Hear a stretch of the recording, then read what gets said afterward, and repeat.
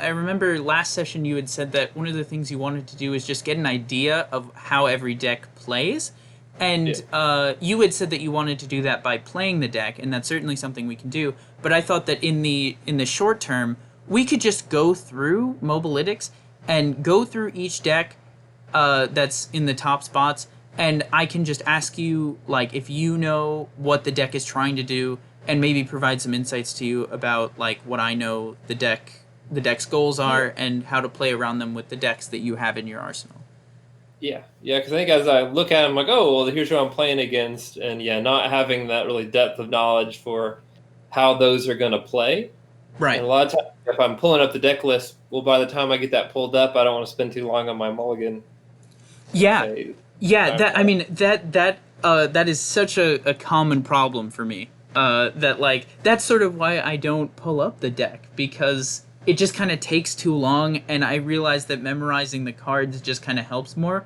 But if Mhm. you don't have the knowledge of what your opponent's deck is trying to do, that becomes a much harder Yeah. strategy. So Or whenever I'm not having to click around and find, yeah, pull up deck lists and yeah. like all that. Um, so this is Ashe Sejuani. You've seen it before. Do you sort of have an idea of what the deck is trying to do?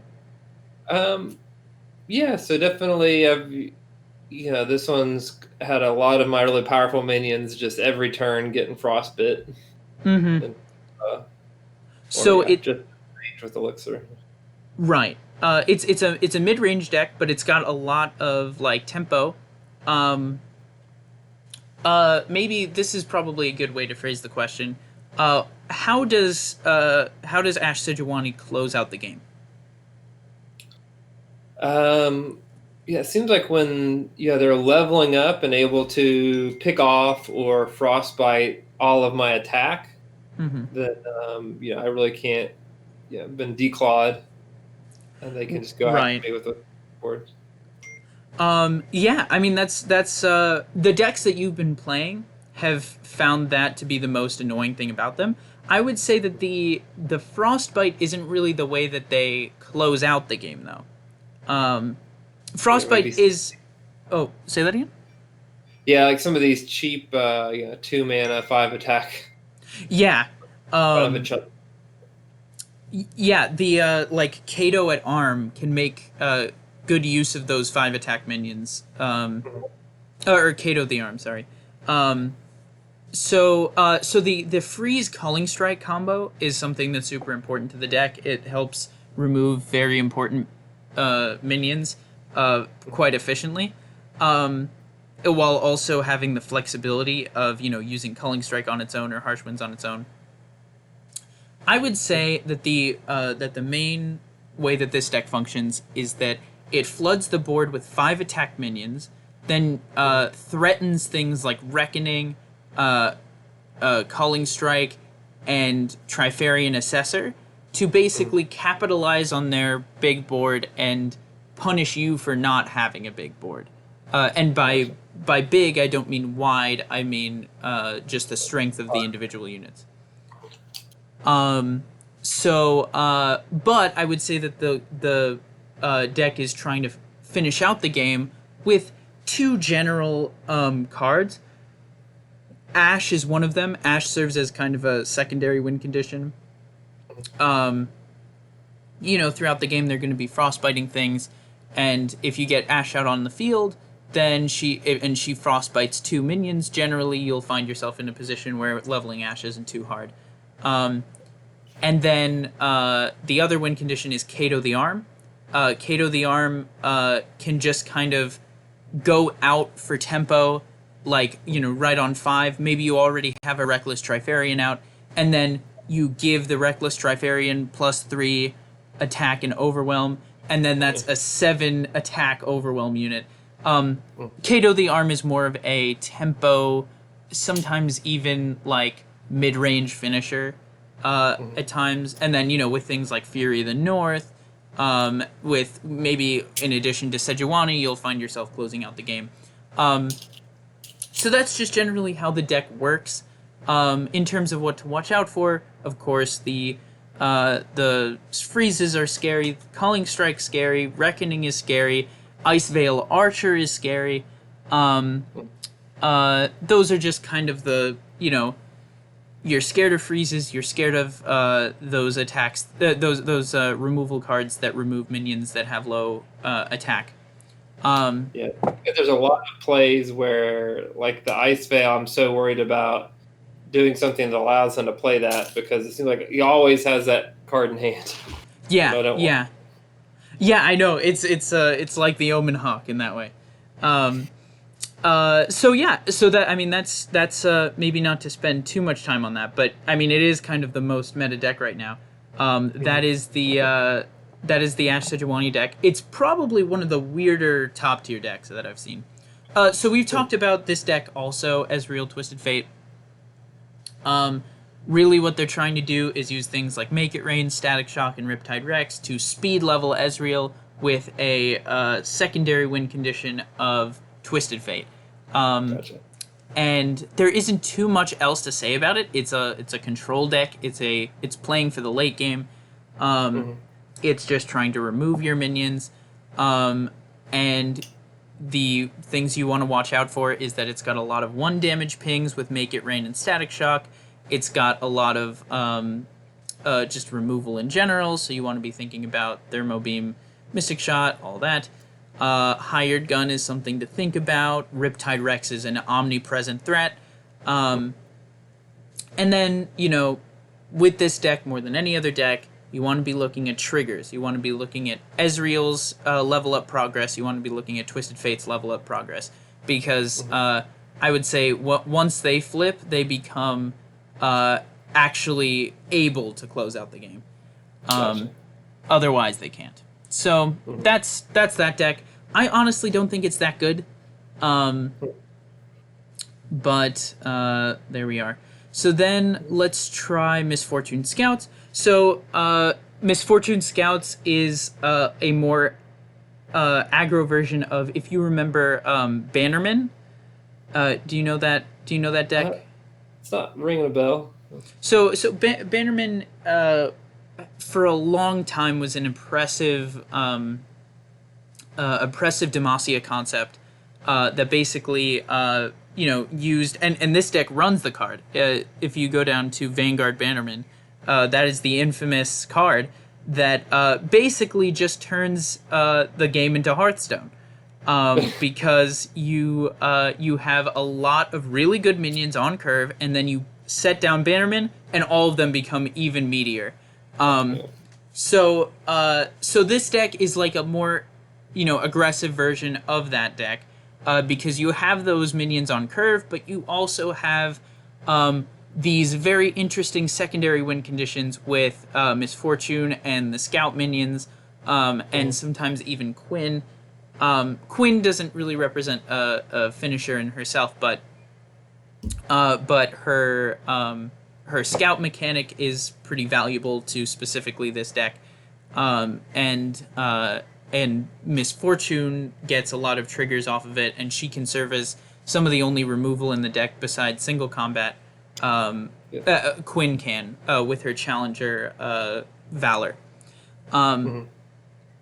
So what this deck is generally going to be trying to do is just get as many attacks off as possible. You want to be looking out for Rally.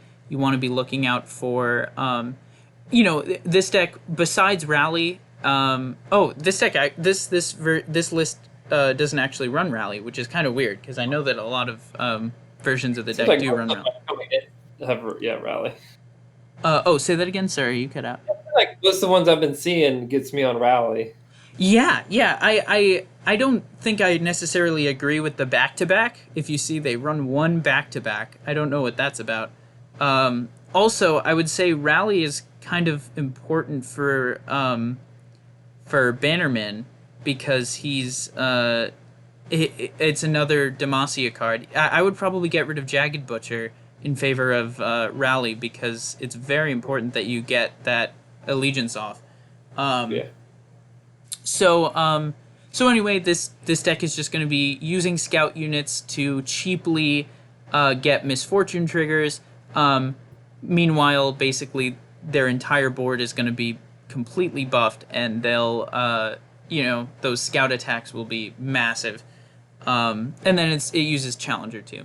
So this is another scout list. I think this is closer to traditional Bannerman, and you can see Relentless Pursuit there. This list runs a little more top end than the MF Quinn scout deck.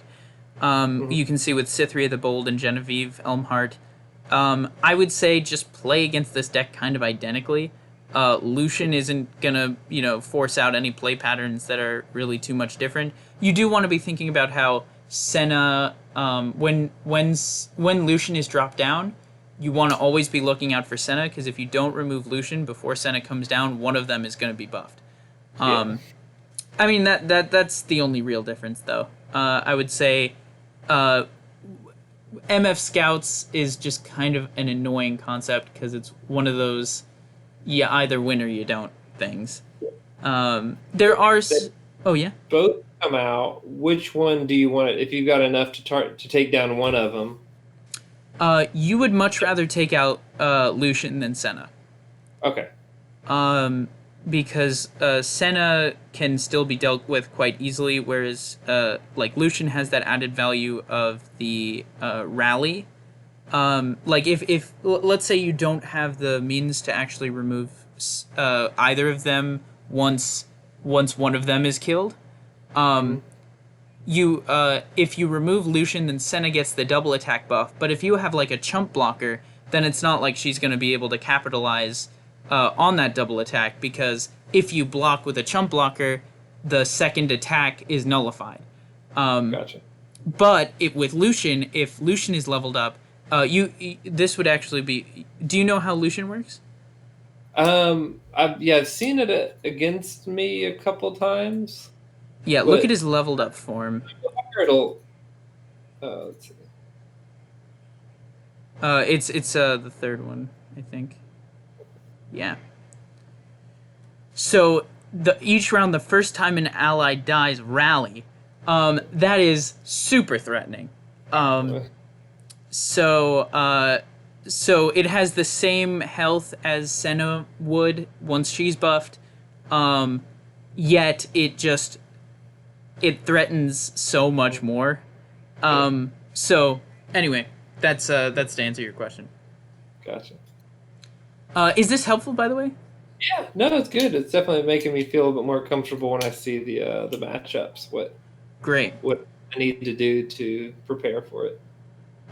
So yeah, here's Tempo Endure. We've of course talked about this a lot.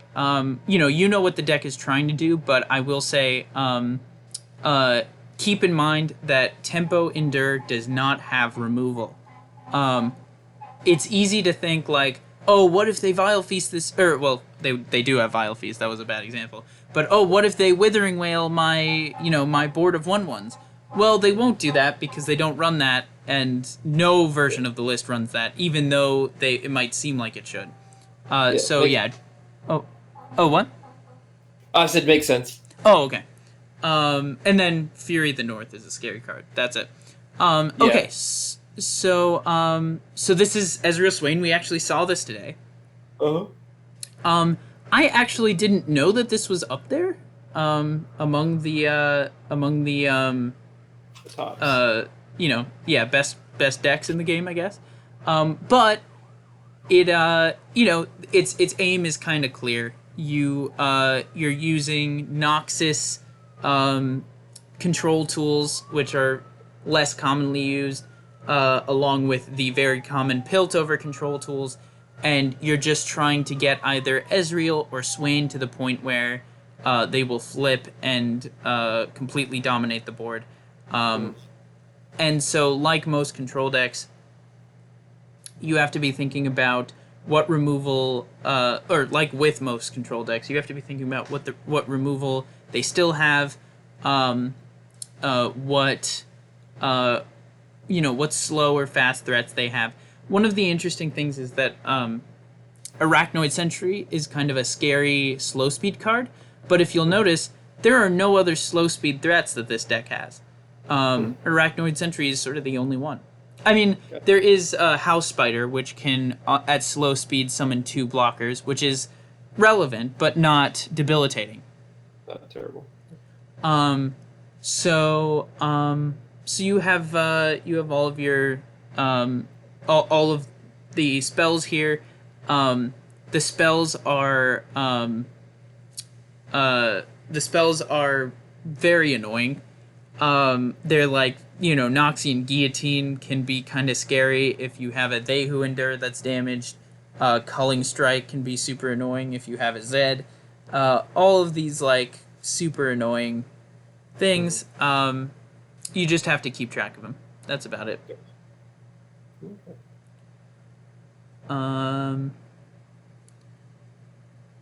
Okay, so there's another Ashe Sejuani. We sort of know about that. Maybe we go into Deep. Yeah.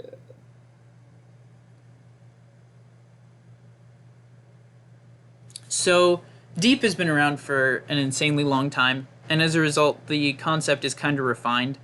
I think you know what the deck is trying to do. They are trying to get deep. And so what should you be looking for? Early game, you're scared of Deadbloom Wanderer and you're scared of Jaw Hunters. Those are the two super scary threats. Thorny Toad, will probably come down. Dreg Dredgers will probably come down, but they're like, the normal thing. They exist as blockers, and with the decks that you enjoy playing, you probably won't be caring about those as much. Jaw Hunters is scary because you can it can like take out one of your super important minions, and Deadbloom Wanderer, of course, is an insane amount of healing if not dealt with. Gotcha. So, of course, Grasp of the Undying, Withering Wail, super scary cards. Riptide, something you want to think about because it can disrupt your They Who Endure combo. Vile Feast is just a staple for almost every Shadow Isles deck. It's just such a good card. So really all you want to be thinking about is how do I tempo hard enough to apply pressure to this deck and keep it from getting deep and having its sea monsters sort of come online and overwhelm me, which is not an easy task. Grasp of the Undying, Withering Wail, those cards will just keep them alive. And it's going to be a matter of doing some mid-range shenanigans while they're transitioning from control into capitalizing on their current win condition, that you're going to have to power them down. And that's not going to be easy. So, Good. so that's that. Let's maybe look at another deck. I don't even really know what's on here. Like a lot of these deep are all pretty consistent, so I'm not seeing too much variation in those. Yeah, that's super true. Oh yeah, this is a super interesting, an interesting deck. Have you seen this deck before? Yeah, I've seen gone up against it once or twice. Yeah. So this is a sort of newer concept since Jinx was buffed, and then a bunch of her discard synergy cards were also buffed, like Sump Dredger and Zonite Urchin. Zonite Urchin is seeing slotted into like a lot of meta decks now, including Ezreal TF, because it used to be that it's sort of like a Death Rattle Last Breath draw one, but now it's a to play me discard one and draw one. So it's like it used to be Battle Cry discard one and Death Rattle draw one, but now it's Battle Cry discard and draw one, which is so much better. A lot better.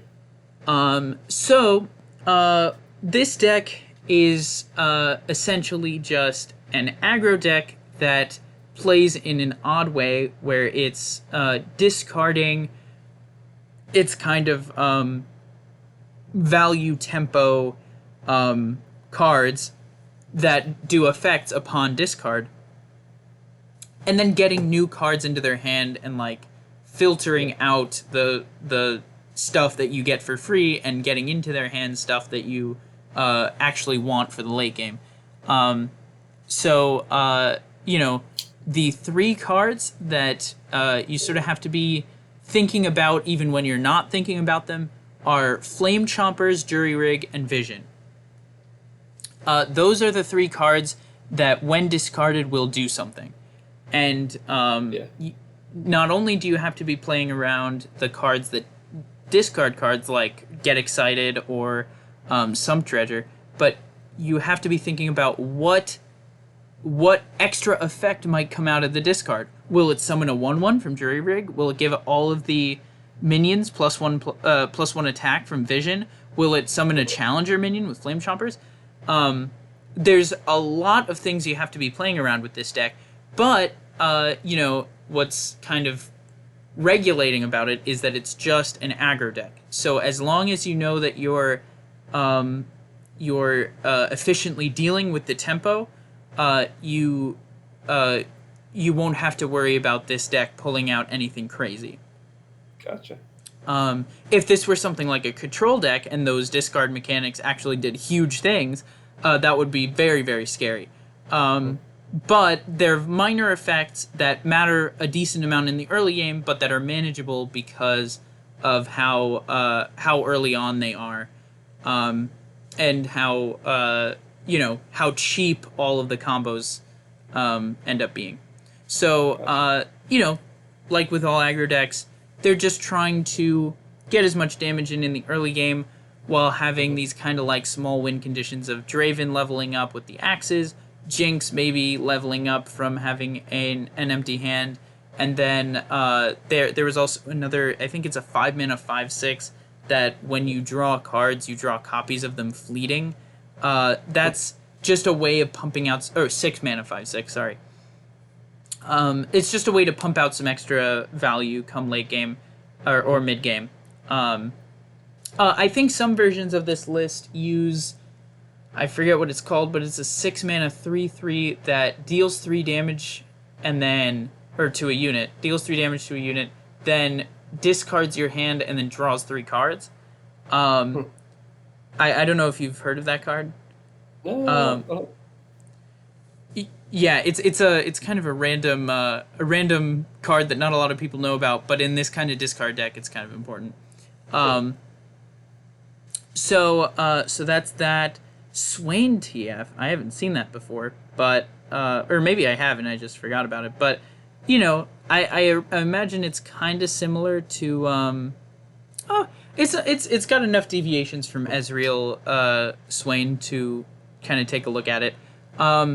This deck is clearly trying to it's clearly delving into tempo a little bit. So I think I would probably call this a late game deck. I may not call it control, maybe something of a mid-range deck, because it does have that tempo. But the champions are a good indicator of exactly what the deck is trying to do. With Swain, it's trying to level up Swain with things like Riptide Rex, Noxian Fervor, Death's Hand, Make It Rain, and then leveling up Twisted Fate is just a matter of placing him down and seeing if he sticks, and then maybe surprise salvaging to level him up. But I have a feeling that this deck isn't too good, and the reason I say that is that the Swain win condition and the Twisted Fate win condition don't actually line up too well. I guess Zap Sprayfin is another draw.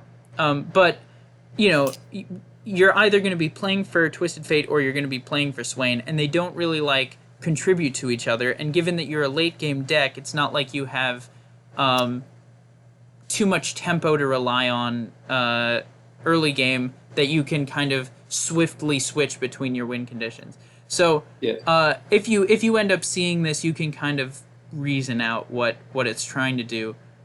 Based on what cards they play, because if they play a Twisted Fate and then maybe a Salvage, you know that they're going all in on the Twisted Fate strategy.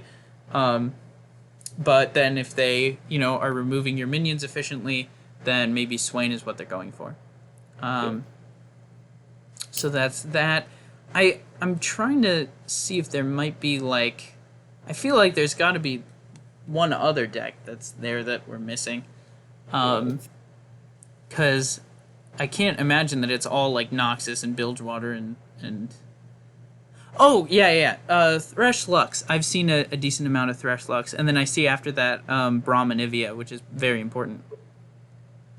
This deck is interesting. I can't believe that this list is running Unyielding Spirit.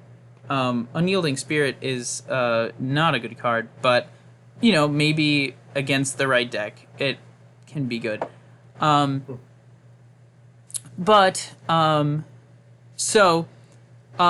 There's a sort of concept that exists in almost every meta to varying degrees of success. That's like Shadow Isles control plus X. And I think I've talked to you about that a little bit before. That Shadow Isles is the best region for control, and if you pair Shadow Isles with something else, then you sort of get a different flavor of Shadow Isles control, but at its heart, it's still Shadow Isles control. This deck doesn't actually run a lot of the like Grasp of the Undying, like those heal damage cards. It does run Vile Feast, but I would say that this deck goes squarely into the archetype within Shadow Isles control that is revive a valuable champion. So Thresh and Rekindler are all trying to revive Lux. And why are they trying to do that? Because it's got a lot of 6 mana and above spells. Just kind of a lot of expensive spells in general that will level up Lux quite efficiently. And then once she's on the field, once she's leveled up, even if she dies, she'll be brought back to give more value to the sort of control win condition. Got it. So, do you sort of know how Lux works? Yeah. It seems like I used to see it a lot more a while back. Hadn't come across it too much. Right. Yeah. I think Karma Lux was the main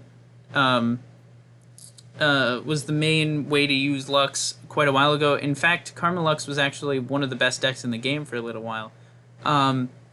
But it kind of fell off once Karma was nerfed. But this deck is sort of using her as a valuable control minion that, if revived enough times, will eventually just win the game.